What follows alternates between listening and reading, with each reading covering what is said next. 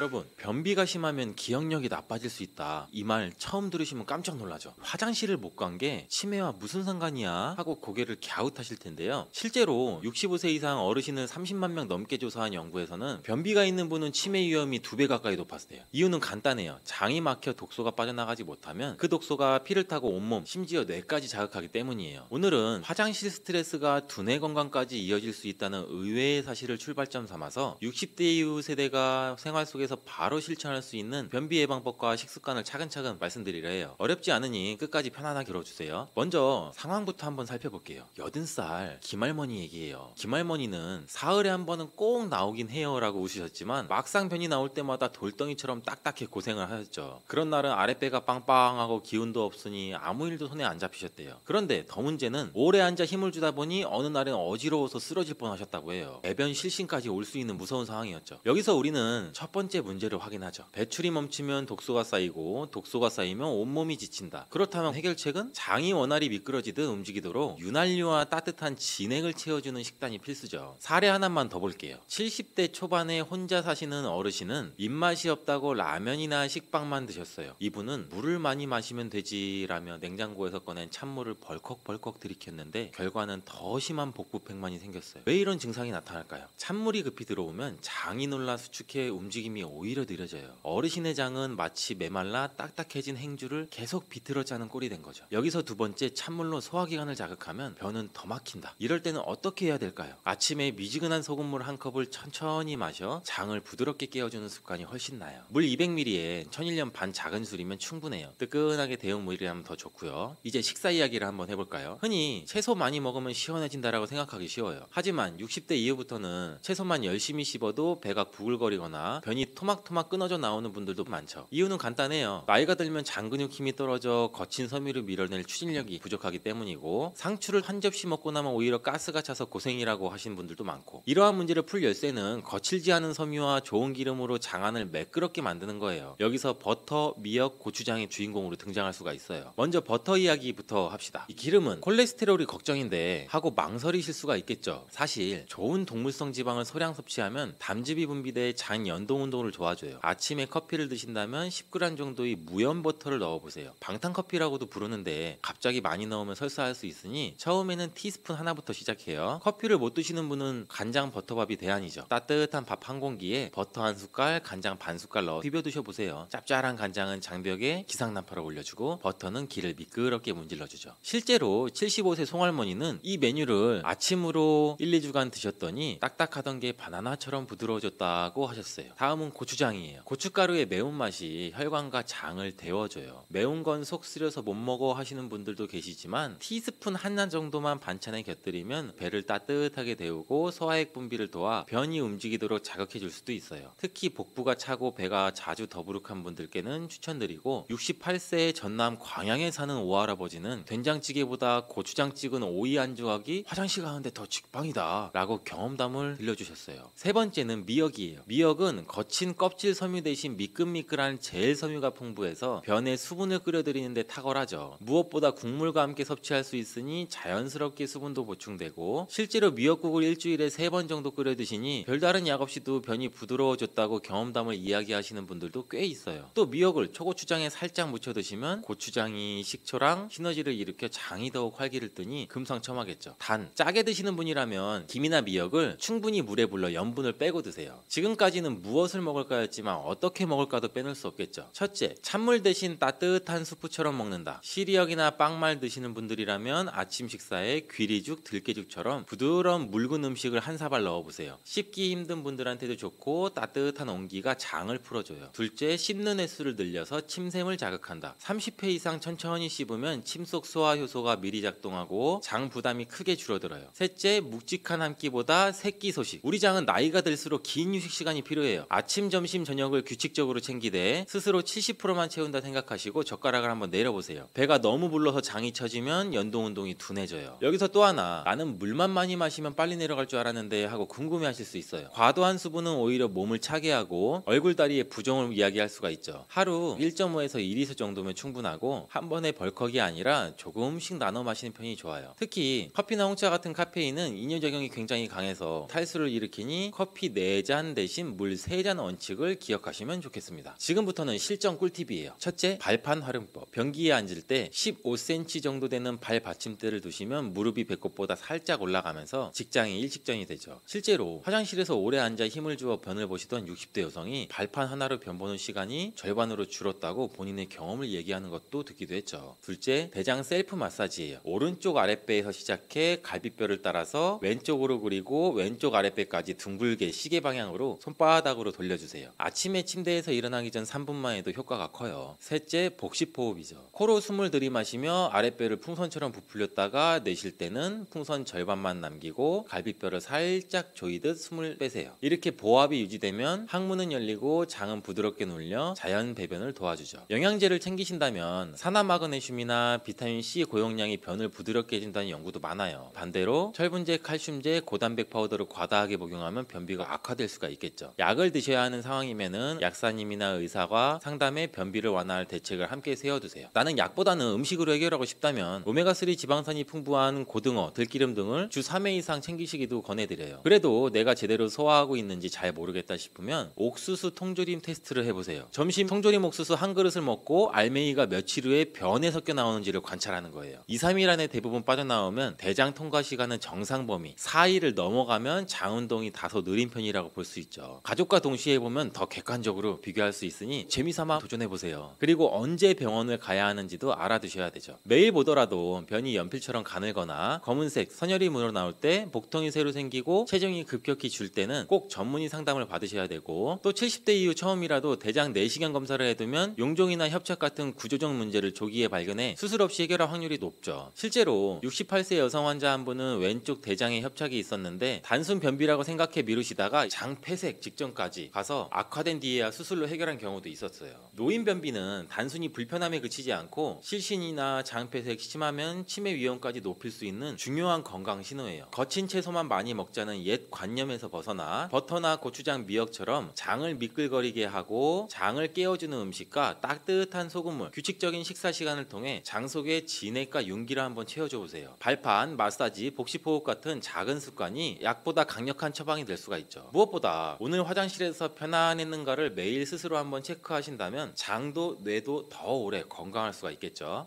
혈당 관리는 중년 이후의 건강을 위해 꼭 신경 써야 하는 부분이죠. 나이가 들면서 당뇨 걱정되시는 분들도 많으실 거예요. 혈당 조절이 중요한 이유 바로 당뇨병 예방과 관리 때문인데, 중년이 지나면서 혈당이 쉽게 올라가는 경우가 많은데, 젊었을 때는 먹고 싶은 음식 마음껏 먹었는데 지금은 당 수치가 올라갈까봐 걱정돼서 식사하는 걸 조심하게 되지는 않으세요? 사과식초가 이러한 혈당 관리를 도와주는 역할을 한다는 연구 결과들이 많이 나와 있어요. 미국 국립보건원에서는 이 사과초모식초의 효능에 대해 주목했는데, 한 연구에 의하면 취침 전 30일 동안 꾸준하게 사과초모를 섭취했을 때 약 10%에서 20% 혈당이 감소한 것으로 발표했고, 또 식사 전에 사과초모 식초를 섭취하면 식후 혈당 상승을 완화하는 효과가 있다고 했어요. 연구 결과 8주 동안 매일 30ml 섭취했을 때 공복 혈당이 약 23% 정도 감소를 했고, 당화혈 색소는 1.4% 정도 감소 효과가 있었다고 해요. 사과 식초에는 이 아세트산이라는 성분이 들어있는데, 이 아세트산이 혈당을 낮추는 데도 큰 도움을 된다고 해요. 식사를 할 때 사과 식초를 함께 섭취하면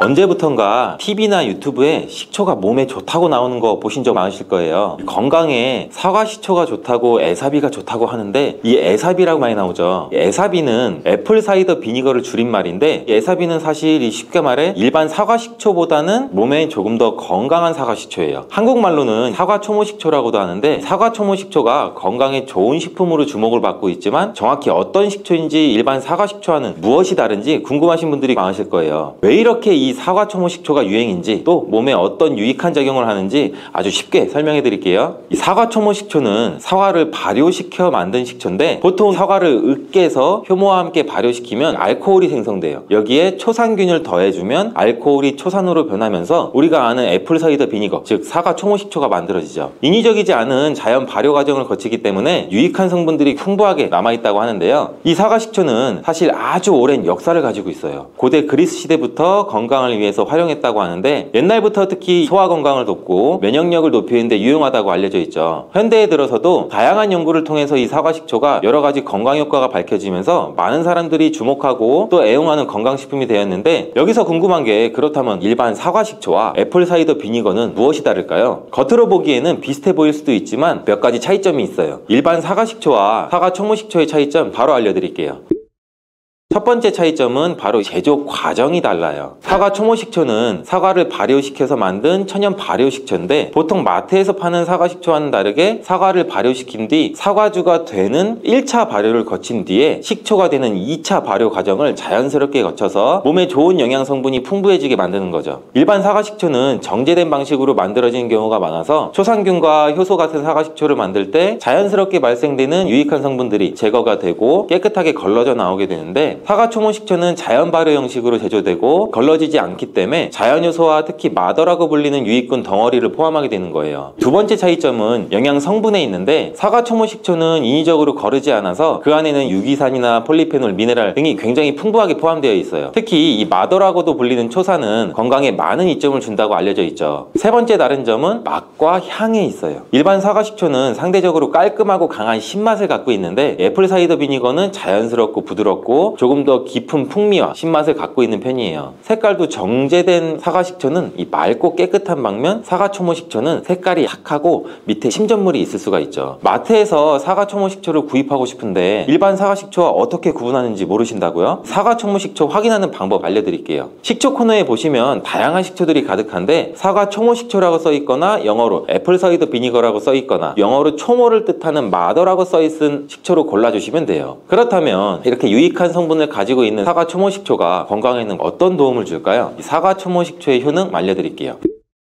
사과 초모식초의 효능 첫 번째는 바로 혈당 조절에 도움을 줄 수 있어요. 혈당 관리는 중년 이후의 건강을 위해 꼭 신경 써야 하는 부분이죠. 나이가 들면서 당뇨 걱정되시는 분들도 많으실 거예요. 혈당 조절이 중요한 이유 바로 당뇨병 예방과 관리 때문인데, 중년이 지나면서 혈당이 쉽게 올라가는 경우가 많은데, 젊었을 때는 먹고 싶은 음식 마음껏 먹었는데 지금은 당 수치가 올라갈까봐 걱정돼서 식사하는 걸 조심하게 되지는 않으세요? 사과식초가 이러한 혈당 관리를 도와주는 역할을 한다는 연구 결과들이 많이 나와 있어요. 미국 국립보건원에서는 이 사과 초모식초의 효능에 대해 주목했는데, 한 연구에 의하면 취침 전 30일 동안 꾸준하게 사과 초모를 섭취했을 때 약 10%에서 20% 혈당이 감소한 것으로 발표했고, 또 식사 전에 사과 초모식초를 섭취하면 식후 혈당 상승을 완화하는 효과가 있다고 했어요. 연구 결과 8주 동안 매일 30ml 섭취했을 때 공복 혈당이 약 23% 정도 감소를 했고, 당화혈 색소는 1.4% 정도 감소 효과가 있었다고 해요. 사과 식초에는 이 아세트산이라는 성분이 들어있는데, 이 아세트산이 혈당을 낮추는 데도 큰 도움을 된다고 해요. 식사를 할 때 사과 식초를 함께 섭취하면 음식물에서 당이 흡수되는 속도를 늦춰 혈당이 급격히 오르는 막아주는 역할도 하고, 음식이 소화되는 속도를 늦춰주고 탄수화물이 당으로 변하는 과정도 조절해주기 때문이에요. 특히 식후 혈당이 높아지는 것을 방지하는 데 효과적이라고 알려져 있는데, 사과 초모식초는 인슐린 감수성을 높이는 데도 도움을 줄 수 있다고 해요. 인슐린 감수성이 높아진다는 것은 우리 몸이 인슐린은 더 효과적으로 사용할 수 있다는 의미인 거 아시죠? 이렇게 되면 혈당이 안정적으로 유지될 가능성이 커지는데, 이는 당뇨병 예방뿐만 아니라 혈당이 높아 고민이신 분들, 이미 당뇨를 앓고 계신 분들에게도 좋은 소식이 아닐까 싶어요. 두 번째로 알아볼 효능은 바로 심혈관 건강인데, 나이가 들면서 혈압이나 콜레스테롤 수치가 걱정이 되시는 분들도 많으시죠. 고혈압이나 고지혈증, 동맥경화와 같은 심혈관 질환은 중년 이후에 특히 조심해야 할 건강 문제인데, 사과 초모식초는 이러한 심혈관 건강을 관리하는 데도 큰 역할을 한다고 해요. 사과 초모식초가 혈압 조절에 도움이 된다는 연구 결과도 많이 나와 있는데, 사과 초모식초에 들어있는 아세트산이 혈관을 확장시켜 혈압을 낮추는 데 도움을 줄 수 있다고 해요. 혈압이 높으면 심장에도 부담이 가고 혈관도 손상될 위험이 높아지는데, 이러한 문제를 완화하는 데 도움을 줄 수 있다고 하니 반가운 소식이죠. 또한 사과 초모식초의 초산 성분이 콜레스테롤 수치를 개선하는 데도 도움을 준다고 하는데, 특히 LDL 콜레스테롤, 즉 나쁜 콜레스테롤 수치를 줄여주고 HDL 콜레스테롤, 즉 좋은 콜레스테롤을 높이는 데도 도움을 줄 수 있다고 해요. 나쁜 콜레스테롤이 많으면 혈관벽에 쌓여 동맥경화로 이어질 위험도 높고, 사과 초모식초를 꾸준히 꾸준히 섭취하면 나쁜 콜레스테롤을 줄여줘 심혈관 질환의 위험도 줄이는데 도움이 되죠. 사과초모 식초는 또 강력한 항산화 작용을 하는 폴리페놀 성분도 풍부하게 함유하고 있는데 이 성분들이 혈관을 건강하게 유지하는 데 매우 좋다니 심혈관 건강이 걱정되시는 분들은 사과초모 식초를 식단에 자연스럽게 포함해 보시는 거 어떠세요? 세 번째로 소개해드릴 효능은 바로 소화 개선이에요. 나이가 들수록 소화 기능이 예전 같지 않다고 느끼시는 분들도 많으시죠. 중년 이후에는 소화 기능이 예전 같지 않다는 것을 느끼시는 분들이 많을 텐데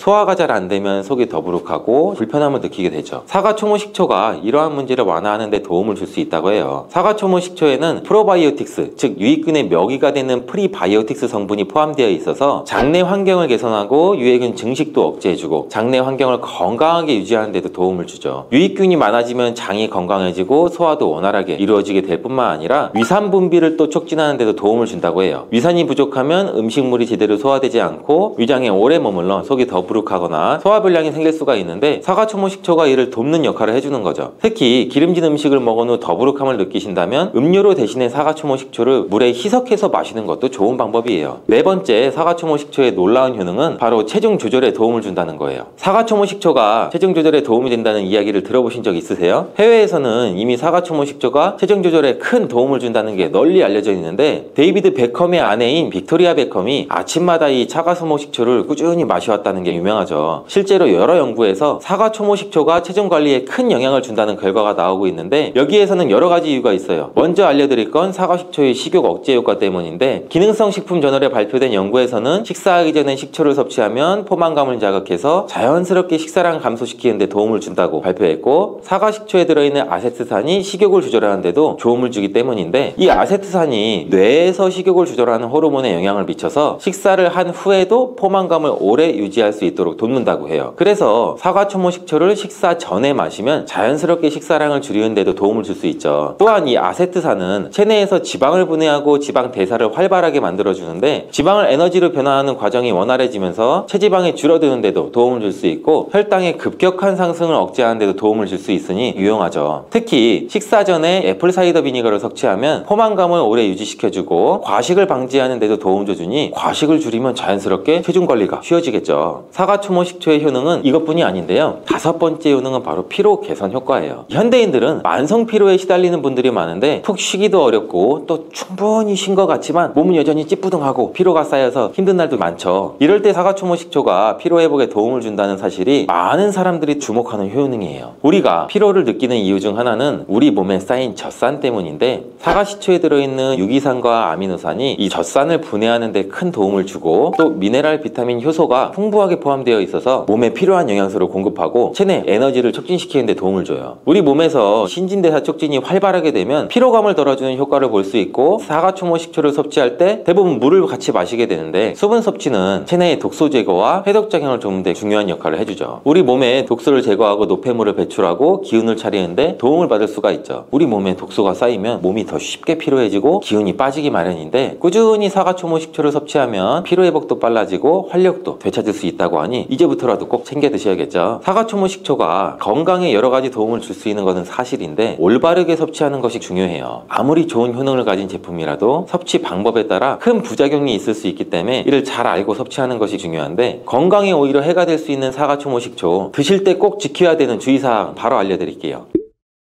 첫 번째, 사과초모 식초를 드실 때는 주의할 점은 바로 치아 부식이에요. 식초는 산성이 강한 제품인데 이 강한 산성분이 치아에 안 좋은 영향을 줄 수 있다는 건 아시잖아요. 몸에 너무 좋다고 자주 섭취하거나 농도가 진한 애플 사이더 비니거를 그대로 마시면 치아의 거표면층인 범랑질인 에나멜을 부식시킬 위험이 있어요. 건강하게 섭취하고 또 치아를 보호하려면 사과식초를 물에 희석해서 마시는 것이 좋아요. 사과식초의 권장량은 약 20ml에서 50ml 사이인데 이게 약 티스푼으로 두세 스푼 정도 돼요. 물 한 컵에 티스푼으로 두세 스푼 넣어서 잘 섞어 드시면 되는데 너무 과하게 농도가 진하면 안 된다는 거 꼭 기억해 주시고 혹시 처음 드시는 분들이라면 양을 줄여서 티스푼으로 한 스푼만 물에 섞어 드신 뒤 몸에 맞는지 확인하는 방법이 될 수가 있겠죠. 또 섭취 후에는 바로 물로 입안을 헹구거나 빨대를 사용해 마시거나 30분 정도는 이가 닿지 않도록 주의하는 것도 좋다는 것 알려드릴게요. 사과초모 식초를 먹을 때 유의할 점 두 번째는 과도한 위산 분비예요. 사과 식초는 위장이 약하거나 위산이 과하게 분비되는 사람들한테는 속쓰 속쓰림이나 위장 불편감을 일으킬 수가 있는데, 특히 위염이나 위장 질환이 있는 분들은 애플 사이더 비니거를 섭취하기 전에 의사와 상담하시는 것이 좋죠. 사과식초의 산성이 위산 분비를 촉진하고 위장에 자극을 줄 수 있기 때문인데, 소화가 잘 안 되시는 분들한테는 식초가 도움을 줄 수 있지만 그 반대인 상황은 오히려 위에 부담을 주게 되죠. 이런 분들한테는 식전 섭취가 아닌 식후에 섭취하거나 식초를 물에 탈 때 많은 양의 물로 희석해서 마시는 방법, 그리고 소량씩 먼저 마셔보시고 본인한테 맞는지 확인한 후에 드시는 것을 추천드려요. 사과식초는 그 자체로도 효능이 매우 뛰어나지만 물이 아닌 다른 음료와 함께 섭취하면 맛도 챙기면서 더욱더 효과적으로 건강을 챙길 수 있다는 거 들어보셨나요? 이 사과식초와 함께 드시면 더욱 좋은 음료를 소개해 드릴게요. 바로 레몬수예요. 레몬수는 잘 어울리는 조합 중 하나인데, 레몬수에 있는 비타민C는 면역력 강화에 좋은 거 다들 알고 계시죠? 여기에 사과식초를 추가하면 식초의 유기산과 레몬의 항산화 성분이 시너지를 내서 우리 몸의 독소 배출을 돕고 소화 기능을 촉진하는 데도 도움을 줄 수가 있겠죠. 만드는 법도 간단해요. 신선한 레몬을 반으로 잘라서 자른 레몬에 즙을 짜준 뒤 사과초모 식초 1스푼에서 2스푼과 따뜻한 물, 미지근한 물을 섞어주면 끝인데, 조금 더 달달하게 맛있게 드시고 싶은 분들은 스테비아 같은 천연 감미료를 살짝 추가하면 더욱 상큼하고 건강하게 즐길 수가 있겠죠. 상큼하면서 소화에 도움을 주는 사과 식초 레몬수를 아침에 마시면 하루를 상쾌하게 시작할 수 있다니 꼭 한번 만들어 드셔보세요. 두 번째 사과 초모 식포와 궁합이 좋은 음료는 바로 꿀차예요. 꿀이 몸에 좋다는 거 다들 알고 계시죠? 꿀은 향균 작용과 에너지 보충에 좋은 천연재료인데, 사과 식초와 함께 먹으면 더욱 좋다는 거 아시나요? 꿀과 사과 식초는 각각 다양한 영양소를 함유하고 있는데, 특히 이 꿀과 사과 식초 모두 항산화 작용을 가지고 있어 체내 자유 라디칼로부터 세포를 보호하는 데 도움을 주고, 또한 향균 작용도 갖고 있어 면역력을 강화하는데 2배 효능을 낼 수가 있는 거죠. 피부 좋은 분들한테 꿀광 피부라고 하잖아요. 실제로 꿀은 피부 진정과 보습 효과가 있어서 피부 건강에도 도움을 주는데, 사과식초 또한 노폐물 배출 기능으로 인해서 여드름 예방과 피부톤 개선에 도움을 줄 수 있고, 함께 섭취하면 피부에 더욱더 좋은 시너지 효과를 볼 수 있죠. 만드는 법도 간단해요. 따뜻한 물 1컵에 사과초모 식초 2~3티스푼 정도 넣고, 꿀도 식초와 같은 양을 넣어 드시는 건데, 단 음료를 좋아하시는 분들은 취향에 맞게 꿀을 더 넣으시면 되죠. 사과 식초와 꿀을 함께 섞어 마시면 우리 몸에 필요한 영양소를 보충하면서 몸의 피로를 회복하고 피부도 좋아진다니 꼭 한번 드셔보시는 게 좋겠죠. 치매는 후천적인 원인으로 인해 여러 인지 기능이 감소하는 질환입니다. 대표적으로 우리가 흔히 알고 있는 알츠하이머 치매라는 게 있고, 또 뇌혈관에 문제가 생기는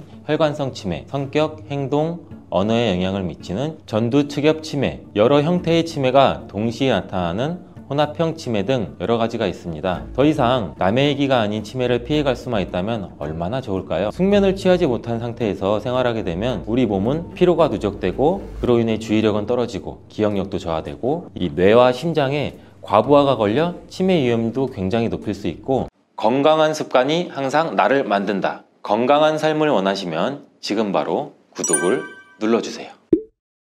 기대 수명이 점점 늘어나고 고령화 사회에 접어들면서 치매는 뗄래야 뗄 수 없는 질병이 되어버렸습니다. 우리 주변에만 해도 치매 환자를 쉽게 찾아볼 수 있고, 요새는 영츠하이머라고 하는 신조어가 나올 정도로 젊은 세대 역시 치매로부터 안전하지 않은데요. 영츠하이머란 젊음을 뜻하는 영, 알츠하이머를 결합한 용어로 젊은 나이에 알츠하이머와 같은 기억력 저하가 발생하는 경우를 뜻한다고 합니다. 불과 얼마 전까지만 하더라도 치매는 한국인의 10대 질병 안에 들어가지도 않았지만 2022년부터 우리나라 사망 원인 7위에 올랐다고 하죠. 최근 중앙치매센터에서 발표한 자료에 따르면 우리나라 치매 환자는 2023년 기준 94만 명을 돌파했고, 이 수치는 우리나라 61세 인구 10명 중 1명이 치매 환자라는 것입니다. 요즘 장년층들에게 가장 무서운 병이 무엇이냐고 물어보면 대부분 치매를 꼽는다고 하는데요. 한 번 걸리면 절대 낫지 않고 스스로는 기억하지 못하지만 가족들과 주변 사람들을 모두 힘들게 만드는 병이기 때문에 그런 것 같습니다. 우선 우리가 치매를 예방하고 방지하기 위해서는 치매가 무엇인지부터 알아야 하는데요. 치매는 후천적인 원인으로 인해 여러 인지 기능이 감소하는 질환입니다. 대표적으로 우리가 흔히 알고 있는 알츠하이머 치매라는 게 있고, 또 뇌혈관에 문제가 생기는 혈관성 치매, 성격, 행동, 언어에 영향을 미치는 전두측엽 치매, 여러 형태의 치매가 동시에 나타나는 혼합형 치매 등 여러 가지가 있습니다. 더 이상 남의 얘기가 아닌 치매를 피해갈 수만 있다면 얼마나 좋을까요? 현실적으로 완전히 치매를 예방하는 것은 어렵지만 위험을 줄일 수 있는 방법들은 많이 있습니다. 치매의 원인을 먼저 알아보고 예방할 수 있는 음식들과 운동법까지 한 번에 알려드릴게요. 치매 원인 첫 번째, 음식 섭취 시 대충 씹고 삼키는 습관입니다. 상황 때문에 어쩔 수 없이 빨리 먹어야 하는 경우도 있지만 평소 식사 시간에 몇 번 씹지 않고 빠르게 드시는 분들 굉장히 많으실 거예요. 주변을 돌아보면. 요즘 대부분의 현대인들이 식사를 즐기기보다는 빨리 먹는 습관이 많이 잡혀 있는데요. 이것이 치매의 원인이라고 하니 굉장히 많이 놀라셨을 겁니다. 먹는 음식만큼이나 먹는 방법도 참 중요하다고 보이는데, 이렇게 음식을 천천히 오래 씹어 먹는 것이 소화에도 좋고 건강에도 좋다는 것은 다들 알고 계시죠? 천천히 먹는 습관은 과식을 예방해 줄 뿐더러 음식을 잘게 부수는 과정에서 다량의 침이 분비되기 때문에 우리 소화에도 큰 도움이 됩니다. 그럼 치매와는 어떤 관련이 있을까요? 음식을 씹을 때 우리가 이 턱을 사용하게 되는데, 턱이 이렇게 움직이게 되면 뇌로 가는 혈류가 굉장히 많이 늘어나게 됩니다. 이때 뇌에는 굉장히 많은 산소가 공급되기 때문에 기억력과 집중력이 향상돼서 치매 예방에 도움이 되는 거죠. 일본 기수대 연구팀에서는 음식을 대충 씹는 습관은 뇌의 혈액순환을 더디게 만들어 혈관성 치매 발병률 위험을 높인다는 연구 결과도 발표하기도 했습니다. 음식을 섭취할 때는 최소 32회 이상 씹는 것이 좋다고 하니 유의하셔서 건강도 챙기고 치매 예방도 하시면 좋겠습니다. 자, 두 번째 치매 원인, 입속 세균. 치매 종류 중 혈관성 치매의 원인은 죽상경화증인 경우가 많습니다. 죽상경화증은 혈관 질환 중에 하나로 치주병원균의 영향을 굉장히 많이 받는다고 하는데요. 즉 치주질환이 있는 분들이 혈관성 치매의 발병률이 높다는 거죠. 우리가 치주질환이 있는 환자들은 음식을 씹을 수 있는 기능이 정상인에 비해서 조금 떨어지기 때문에 뇌로 가는 혈류량이 감소할 수밖에 없고 뇌의 대사활동도 떨어지기 때문에 인지기능 저하에 영향을 미치게 됩니다. 실제로 알츠하이머병 환자의 뇌에서 정상인의 뇌보다 치주염 관련 세균이 더 많이 발견되기도 하였고, 건강과 치매 예방을 위해서라도 우리 입속 관리와 잇몸 관리가 굉장히 중요합니다. 평소에 아주 쉽게 관리할 수 있는 방법은 우리가 치약이 없더라도 물로 입안을 헹구듯이 자주 가글을 해주시고, 물론 식염수를 가글을 해주는 것도 굉장히 좋습니다. 또 목마를 때마다 물을 마시는 것보다는 1시간 간격으로 조금씩 수시로 자주 수분을 섭취해 주시면 굉장히 좋습니다. 혹시 한국인 치매 원인 1위가 무엇인지 아시나요? 지금 바로 알려드릴 세 번째 항목이 바로 답인데요. 우리 신체 활동 부족입니다. 운동은 치매 위험률을 최대 80%까지 낮춰준다고 하고, 예전에는 신체로 하는 일이 굉장히 많았고 대중교통도 발달되지 않았기 때문에 걷고 활동하고 몸을 움직이는 일도 굉장히 많았습니다. 하지만 지금은 우리가 편하게 차로 이동하는 일도 많고 지하철, 버스, 대부분 앉아서 하는 직업도 많다 보니 스스로 우리가 시간을 내서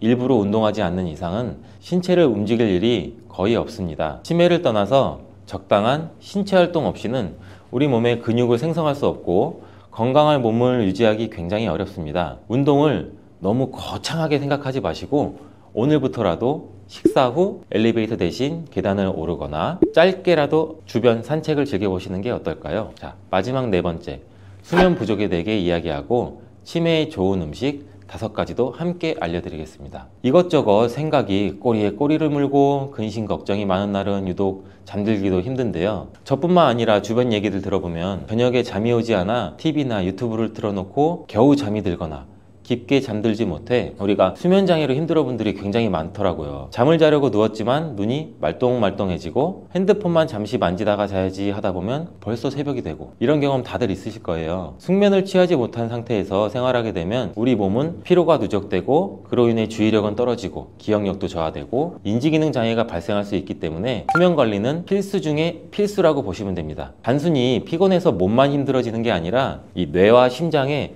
과부하가 걸려 치매 위험도 굉장히 높일 수 있고 수면 관리도 절대 소홀히 하시면 안 됩니다. 이런 수면 전문가인 매슈워크 박사는 만성 수면 부족을 서서히 진행되는 안락사라고 표현할 정도로 수면의 양과 질이 우리 일상에서 얼마나 중요한지 알려주고 있는데요. 걱정이 많으시다면 자신만의 방법으로 자기 전에 노트에 한번 적어본 후 잊어버리시고, 아니면 핸드폰은 되도록 보지 않는 것이 수면 건강에 정말 많은 도움이 될 것 같습니다. 우리가 모든 질병이 그러하듯 하나만 바꾼다고 좋아지는 것이 아니라 전반적인 생활 습관을 개선해야 되는데요. 치매에 좋은 음식은 어떤 것들이 있는지 한번 알려드릴게요. 첫 번째로는 다크 초콜릿. 건강을 생각한다면 초콜릿이 들어간 음식은 우리는 자연스럽게 피하게 됩니다.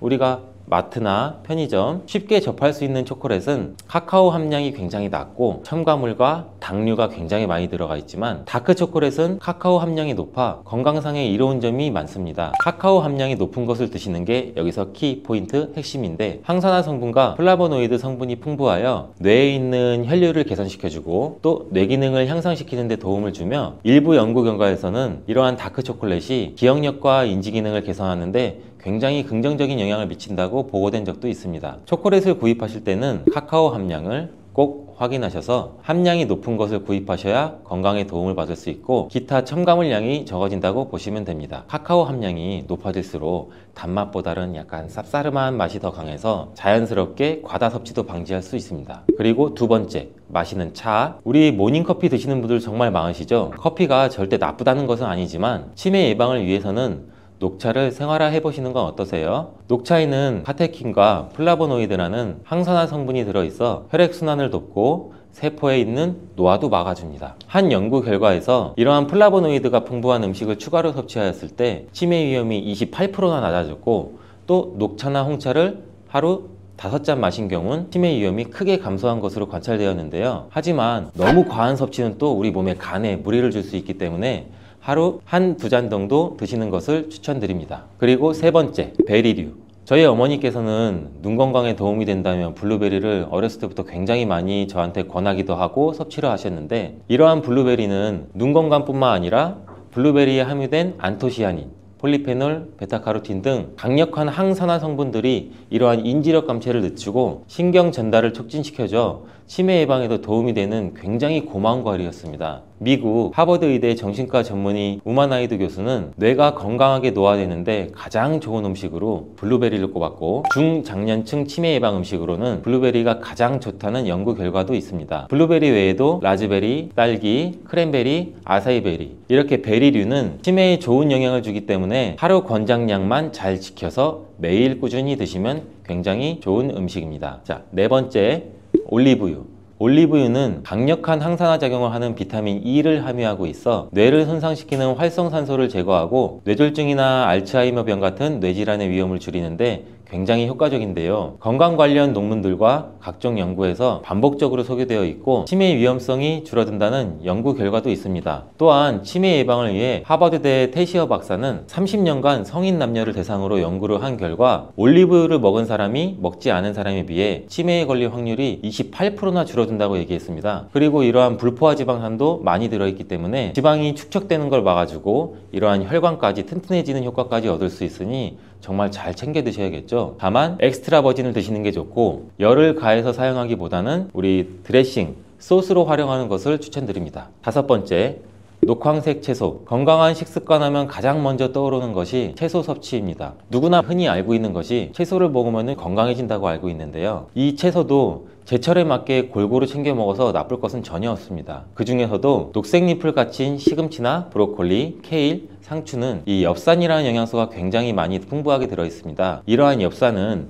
뇌의 신경세포를 보호하고 아미노산의 일종인 호모시스테인을 억제해주는 효능을 가지고 있는데요. 이러한 호모시스테인은 치매 유발자인 베타 아밀로이드 축적을 촉진시킵니다. 이러한 호모시스테인은 세포가 단백질을 생성할 때 생기는 부산물로 몸속에 쌓이게 되면 치매의 위험을 증가시킵니다. 최근에는 이러한 호모시스테인 농도가 높을 때만이 아니라 낮은 경우에도 치매 위험이 증가한다는 사실을 입증했다는 결과도 있습니다. 비타민제 같은 영양제의 과다 섭취로 인한 호모시스테인이 적정 수치보다 떨어지는 경우에도 오히려 치매 및 알츠하이머병의 위험을 증가시킨다는 말이 될 수 있는데, 뭐든지 과하게 먹거나 과하게 하면 탈이 난다는 소리예요. 적정량의 섭취가 우리 몸에서도 이롭다는 것을 항상 기억하시면 좋을 것 같습니다.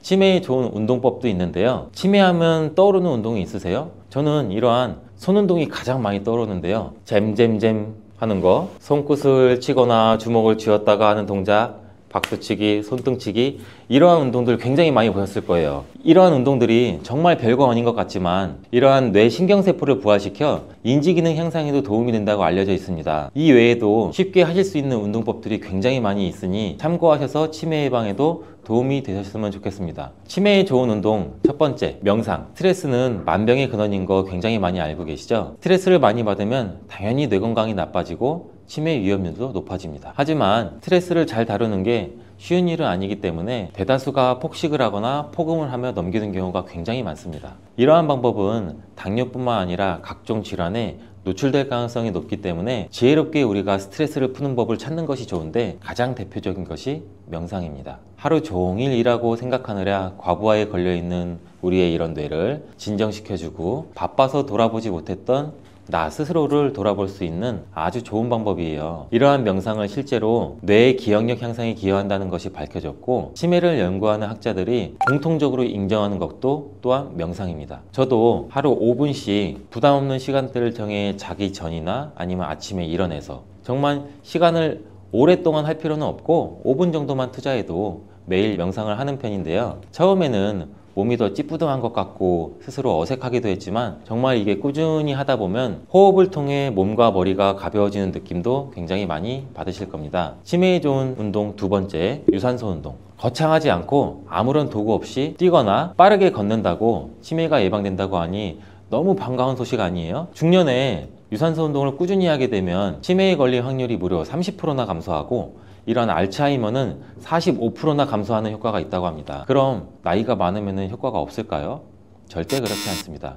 물론 젊었을 때부터 시작하면 좋겠지만 지금부터라도 시작하시면 유산소 운동을 하지 않은 분들과 비교했을 때 치매 발병률에는 분명 차이가 있습니다. 관절에 무리가 가지 않는 선에서 20분에서 30분 정도 가볍게 걷거나 호흡이 가빠지게끔 땀이 조금 날 정도로 뛰는 것도 좋은 방법입니다. 근데 관절이 많이 나쁘신 분들은 물속에서, 즉 수영장 같은 곳에서 관절에 무리가 가지 않게 유산소 하는 방법도 있습니다. 하루 이틀 욕심내서 과하게 운동하시는 것보다는 꾸준히 매일매일 하는 것이 중요하니 절대 무리는 하지 마세요. 치매에 좋은 운동 세 번째, 근력 운동. 근력 운동에 대해서 말씀드리면, 나이가 들수록 40세부터 근육량이 서서히 줄어들게 됩니다. 이러한 근육 감소는 단순한 신체 변화가 아니라 뇌에 영향을 미쳐 우리 인지 기능을 저하시키고 쉽게 피로해지고 신체의 전반적인 이러한 밸런스가 깨지는 거예요. 근육량이 적을수록 알츠하이머 병을 일으키는 베타 아밀로이드라는 단백질이 우리 뇌에 더 많이 축적된다는 연구 결과도 있습니다. 그런데 이렇게 근력 운동을 하면 고강도의 운동, 힘든 운동이라고 생각하셔서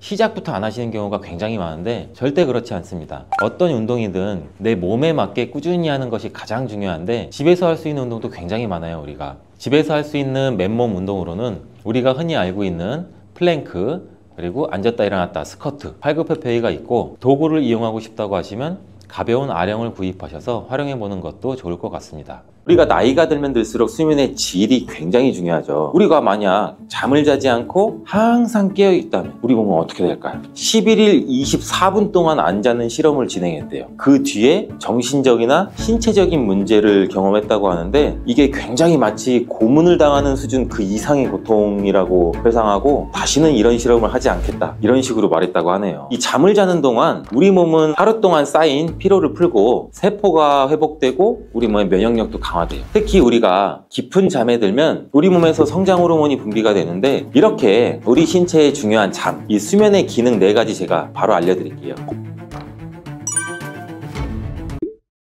여러분, 하루에 잠을 이만큼 자면 치매 걸릴 확률이 2배나 높아지고 수명은 10년이나 줄어들 수 있어요. 요즘 들어 자고 나신 뒤 개운하지 못하신 분들도 있나요? 아니면 젊었을 때보다 깊게 주무시지 못하고 자주 깨시는 분들이 있나요? 우리의 수면은 우리의 몸과 마음에 미치는 영향이 굉장히 커요. 제대로 된 수면 습관을 갖는 것이 건강을 지키는 중요한 방법인데, 우리가 나이가 들면 들수록 수면의 질이 굉장히 중요하죠. 오늘은 건강한 잠에 대한 정보들, 그리고 숙면을 취하기 위한 방법에 대해서 자세히 한번 알아보도록 하는 시간을 가질게요. 잠은 우리 신체에 매우 중요한 역할을 하고 있는데, 우리가 만약 잠을 자지 않고 항상 깨어 있다면 우리 몸은 어떻게 될까요? 그리고 또 본인 스스로 잠을 자지 않는 실험을 한 사람도 있는데, 기네스북에 기록된 랜디 가드너라는 사람인데, 놀랍게도 이 랜디 가드너는 11일 24분 동안 안 자는 실험을 진행했대요. 그 뒤에 정신적이나 신체적인 문제를 경험했다고 하는데, 이게 굉장히 마치 고문을 당하는 수준 그 이상의 고통이라고 회상하고, 다시는 이런 실험을 하지 않겠다, 이런 식으로 말했다고 하네요. 이렇게 우리 신체에 중요한 잠, 이 수면의 기능 4가지 제가 바로 알려드릴게요.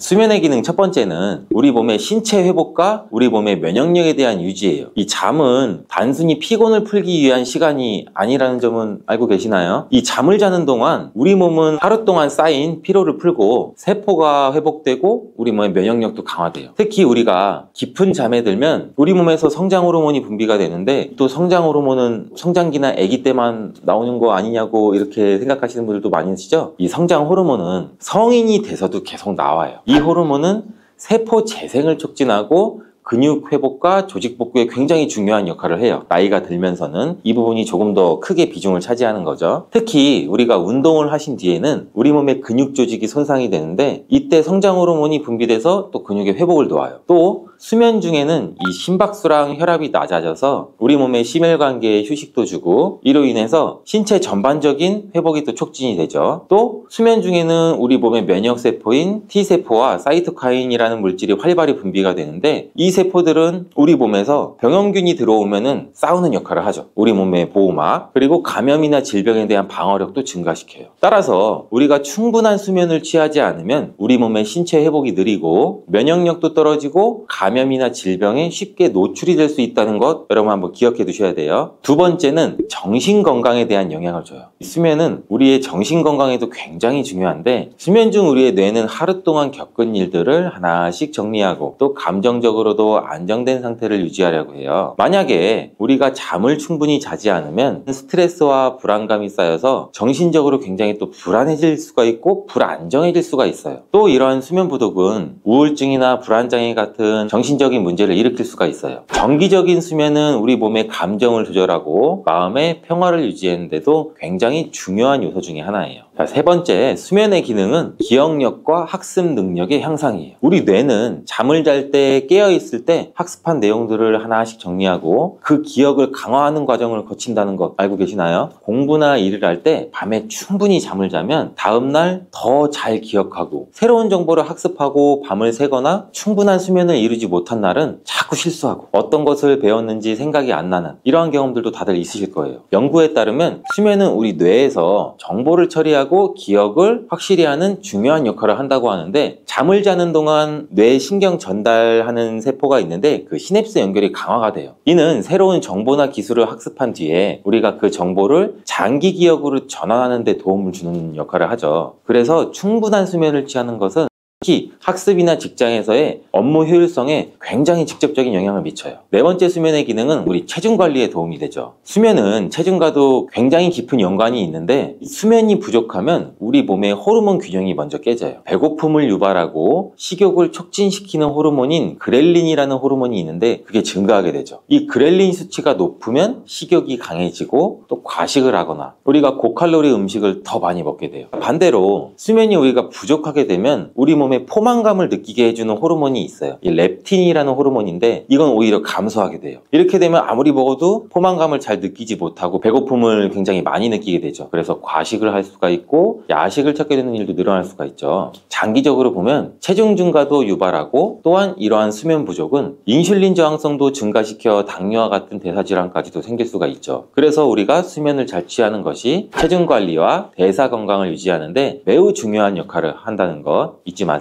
이렇게 우리 몸에 중요한 수면, 혹시 나이가 들수록 잠이 들어들고 또 깊은 잠을 못 자는 날이 많아진다고 생각되시는 분 있나요? 어른들이 나이가 들면 잠이 줄고 일찍 깬다고 하는 것, 이런 말씀도 많이 들어보셨잖아요. 사실 이 이야기에는 굉장히 여러 가지 많은 근거가 있는데, 여러 가지 신체적 생리적 변화들에 의해서 영향을 많이 받기 때문이에요. 노화가 진행되면 진행될수록 수면이 단축되는 이유, 제가 지금 바로 알려드릴게요. 나이가 들수록 수면이 줄어드는 이유 첫 번째는 우리 몸에 대한 호르몬 변화예요. 이 신체가 노화하게 되면 자연스럽게 호르몬에 대한 변화도 일어나는데, 이러한 멜라토닌이라는 호르몬의 분비가 나이가 들면 줄어들기 시작하는데, 이 멜라토닌은 쉽게 말해 수면을 유도하는 호르몬 중에 일종이에요. 나이가 많아질수록 그 분비가 자연스럽게 감소하는데, 이렇게 멜라토닌이 부족하게 되면 우리가 밤에 잠들기도 힘들어지고 깊은 잠에 들기도 힘들어져요. 이로 인해서 수면 시간이 짧아지고 수면의 질도 떨어질 수가 있어요. 그래서 이 멜라토닌 성분 같은 경우 예전에는 우리가 직구로만 구매해서 드시던 게 우리나라에서도 이제는 처방전으로도 병원에 가서 살 수가 있어요. 또한 여성의 경우는 특히 폐경기 이후에 에스트로겐이나 프로게스테론 분비가 급격히 또 감소하게 되는데 여성분들 중 폐경 이후에 전보다 또 깊은 잠을 못 주무시는 경우도 굉장히 많으실 거예요. 이 여성 호르몬들은 수면에 영향을 미치는 굉장히 주요한 호르몬으로서 그 변화가 수면에 여러 가지 영향을 미치는데 에스트로겐은 수면의 질을 향상시켜주는 역할을 하고 프로게스테론은 진정 효과가 어느 정도 있어서 우리 몸의 이완과 수면 유도를 돕기도 해요. 하지만 여성분들이 폐경 이후에는 이 호르몬들이 급격히 감소하게 돼서 수면의 질이 떨어지거나 불면증이 발생할 수가 있을 가능성이 높아지죠. 또한 폐경기 여성은 갱년기 증상으로 인한 홍조, 발한, 불면증 이러한 같은 증상으로 인해서 수면이 방해될 수가 있고 결국 이러한 증상은 호르몬 불균형에 의해 나타난다는 것이죠. 두 번째 이유는 우리 몸의 생체 리듬의 변화예요. 우리의 생체 리듬은 24시간 주기로 돌아가면서 나이가 들수록 이 리듬이 자연스럽게 변하게 돼요. 특히 노년기에 접어들면 이른 아침에 일어나게 되는 경향이 되게 뚜렷해지고 저녁에는 또 일찍 졸린 경우가 굉장히 많아요. 이러한 생체 리듬의 변화로 인해서 밤 시간 동안의 수면 시간이 단축이 되거나 불규칙한 수면 패턴도 나타날 수가 있죠. 세 번째는 심리적인 요인의 작용 때문이에요. 요새 걱정이 있어서 잠을 못 이루시는 분들 있으시죠? 노화가 진행되면서 자연스럽게 삶의 변화랑 스트레스, 외로움 등의 심리적인 요인도 수면에 굉장히 영향을 많이 끼쳐요. 예를 들어 은퇴하신 뒤에 일상에 변화가 생기거나 가족과의 관계에서 또 문제가 있거나 변화가 있을 때 불안이나 스트레스가 많이 쌓일 수가 있죠. 이러한 심리적인 요인들이 수면에 방해가 돼서 잠을 자도 깊게 잘 자지 못하거나 자주 깨는 현상도 굉장히 많이 나타날 수가 있는 거죠. 혹시 불면증이 있을 분들도 굉장히 많으시죠? 이러한 불면증은 충분한 수면을 취할 수 없는 수면 장애로 일상적인 생활을 하는데 매우 큰 영향을 주게 돼요. 그 영향은 이 신체적이나 정신적인 상태에서 굉장히 크게 나타나는데 수면 장애로 발생하는 증상들에는 어떤 것이 있는지 제가 빠르게 알려드릴게요. 첫 번째로 집중력 저하예요. 잠을 설치고 나면 정신이 없고 깜빡깜빡하는 일도 굉장히 많으시죠. 수면이 부족하면 뇌가 제대로 기능을 하지 못하기 때문에 집중력이 일단 떨어져요. 또 일을 하거나 일상적인 활동도 할 때 쉽게 집중할 수가 없고 작은 일에도 실수를 하게 되는 경우가 굉장히 많아지죠. 기억력에도 문제가 생기고 우리 몸의 전반적인 정신적 피로가 쌓여서 어떠한 일도 효율적으로 처리하기 굉장히 두 번째는 감정의 기복이에요. 수면 부족은 우리 몸의 감정의 기복을 심하게 만들 수 있어요. 이렇게 자고 일어난 후에도 피곤함이 계속되고 기분이 쉽게 변하거나 예민할 수 있는데 특히 또 불안감도 자주 느끼고 사소한 일에도 짜증이나 스트레스를 많이 받게 되죠. 그렇기 때문에 충분한 수면은 우울증이나 불안장애로 이루어질 수 있기 때문에 매우 중요한 문제예요. 이제 세 번째, 신체 통증도 유발할 수가 있어요. 수면이 신체의 통증을 유발한다고 하니 놀라신 분도 계시죠. 잠을 못 주무시면 두통이 생기시는 분 혹시 있나요? 그뿐 아니라 근육과 우리 관절에도 통증이 생길 수가 있는데 이는 우리 몸의 회복이 제대로 이루어지지 않아서 몸이 더 쉽게 피로를 느끼기 때문이에요. 또한 수면이 부족하면 만성적인 통증을 악화시킬 수가 있어 건강에도 해로울 수가 있습니다. 그렇다면 어떻게 하면 깊고 질 좋은 수면을 취할 수가 있을까요? 이 숙면을 취하기 위한 방법을 제가 바로 알려드릴게요. 질 좋은 수면의 첫걸음은 바로 수면 환경 개선입니다. 이 수면 환경이 좋지 않으면 잠을 깊게 자는데 어려움을 주는데 어떤 환경이 좋으며 어떤 환경을 만들어야 되는지 간단히 알려드릴게요. 그건 바로 침실은 어두운 환경이 가장 좋아요. 온도는 적당히 시원한 상태도 유지하는 게 좋고 뜨끈뜨끈하게 몸을 지지면서 주무시는 분들 굉장히 많아요. 사실 이거는 수면 질에는 그다지 좋은 환경은 아니라고 해요. 또한 침대와 베개가 너무 딱딱하거나 몸에 맞지 않으면 안 되고 우리 몸이 편안해야 몸이 잘 휴식을 할 수가 있죠. 또 소음도 많거나 너무 밝은 환경에서는 잠을 깊이 자기가 어렵다는 거 꼭 알아두세요. 두 번째는 깊은 수면을 위한 규칙적인 수면 패턴 유지입니다. 이 수면은 일정한 시간에 자고 일정한 시간에 일어나는 게 가장 좋아요. 규칙적인 생활이 우리 몸의 리듬을 만들어주고 의사 선생님들도 항상 말씀하시는 얘기죠. 수면 또한 마찬가지인데 그 이유는 자고 일어나는 시간이 계속 불규칙하게 되면 우리 몸의 생체 리듬이 깨져요. 그렇게 되면 수면의 질도 떨어지고 그래서 매일 같은 시간에 자고 일어나도록 다 같이 노력해 보시는 게 어떤가요? 세 번째는 스마트폰 보지 않기예요. 자기 전까지 스마트폰을 보다가 주무신 분은 굉장히 많을 거예요. 어떤 분은 소리를 작게 줄여놓고 스마트폰에서 나오는 소리를 들으면서 잠을 청하시는 분도 계실 텐데, 사실 이 스마트폰을 자기 전까지 시청하는 것은 깊은 수면에 도움을 주진 않아요. 이 스마트폰이나 전자기기에서 나오는 블루라이트는 멜라토닌의 분비를 방해해서 잠드는 시간을 늦추게 만드는데, 밝은 불빛을 보면 우리 뇌에서는 자연스럽게 잘 시간이라는 인지를 잘 못하게 돼요. 그래서 최소 잠자기 1시간 전은 스마트폰을 사용하지 않는 게 좋고, 대신 책을 읽거나 명상을 하거나 뭐 따뜻한 차를 마시는 등 마음을 편안하게 하는 그러한 활동들을 하는 게 수면을 도와준다는 거 기억해 주시기 바라요. 깊은 수면을 방해하는 최악의 습관 4번째는 카페인과 술이에요. 커피가 잠을 이루지 못하게 하는 것은 다 알고 계실 거예요. 피곤하거나 졸음이 올 때 커피 한 잔씩 하고, 커피에 들어있는 카페인은 이 우리 몸에 각성 효과가 있어서 수면을 방해하는데, 질 좋은 수면을 취하고 싶으신 분들은 오후나 저녁에는 커피나 카페인이 든 음료를 가급적으로 피하시는 게 좋고, 자기 전에 술 한잔 하시는 분 많이들 계시죠. 술은 처음에는 이완작용으로 잠에 드는 것에 도움을 줄 수는 있어요. 실제로는 깊은 수면을 방해하게 돼요. 이 술이 체내에서 분해가 되면서 알코올 대사 부산물인 이 아세트알데히드가 생기는데, 이 물질은 체내에서 불쾌한 증상도 일으킬 수 있고 신경에도 영향을 미쳐요. 그래서 술을 마시고 난 뒤 주무시면 중간중간에 자기도 모르게 자주 깨는 증상을 보이시는 분들도 많으실 거예요. 다시 잠을 취하려고 해도 쉽게 잠이 안 들고 잠드는 텀도 길어지고, 잠을 단지 일어났는데 개운하지도 않고, 이제부터는 이 주무시기 전에 커피나 술보다는 카페인이 없는 따뜻한 차를, 아니면 따뜻한 물도 괜찮아요. 카페인이나 술은 우리 몸의 수면의 질을 낮춘다는 것은 꼭 기억해 주세요. 한 가지 더 덧붙이면, 잠들기 너무 힘드신 분들은 삶의 질이 떨어질 수밖에 없고, 삶의 질과 업무의 효율을 위해서는 웬만한 방법으로는 숙면을 취하기 어려우신 분들은 의사 선생님과 상담 후에 간단한 안정제나 수면제도 처방을 받으시는 것도 한 가지 방법 중에 하나예요. 이를 통해서 업무의 질이나 삶의 질을 좋게 나가는 것도 정말 중요한 방법인데, 이러한 방법 전에 다양한 식품의 도움도 한번 받으셨으면 좋겠는 부분이 있어서 제가 간단히 한번 소개해 드리도록 할게요. 2023년 기준에 우리나라 식약처 개별 인정형 원료 리스트 중에서 수면의 질과 수면 건강에 도움을 줄 수 있다는 원료가 한 5가지 정도 있어요. 첫 번째는 이 감태 추출물, 그리고 두 번째는 미강 주정 추출물, 세 번째는 유단백 가수 분해물이라고 해서 락티움 성분, 네 번째는 L글루탐산 발효 가바불만, 다섯 번째는 이제 아시아간다 추출물. 이렇게 현재는 수면에 도움을 주는 성분으로 이러한 성분을 넣어서 건강기능식품이 굉장히 많이 나와 있어요. 또 제가 여러 논문들을 보면서 외국에서는 라임과피 추출물이라는 식물 소재 성분도 나와 있는데, 이 수면에 도움을 주는 성분이 수면을 유도하는 기전도 굉장히 좋아 보였어요. 임상실험 대상 대조군 약을 일반 다른 식품의 성분으로 하지 않고 이 졸피된 성분으로 실험을 진행했던 것도 굉장히 인상이 깊었어요. 그래서 이 성분이 국내에 허가가 되면 제가 한번 소개시켜 드릴게요. 이러한 식품 원료가 들어간 건강기능식품은 상대적으로 당연히 처방약보다는 즉각적인 효과는 떨어질 수 있어요. 근데 부작용 또한 처방약보다는 당연히 적고 안전하죠. 그래서 수면으로 인한 불편함을 가지신 분들은 처방약을 선택하기 전에 생활습관, 패턴, 건강기능식품 등 상대적으로 부작용이 적고 안전한 방법을 먼저 해보시고, 스스로의 관리도 먼저 한번 해보시고 나서 차후 방법을 선택하는 것을 추천을 드릴게요.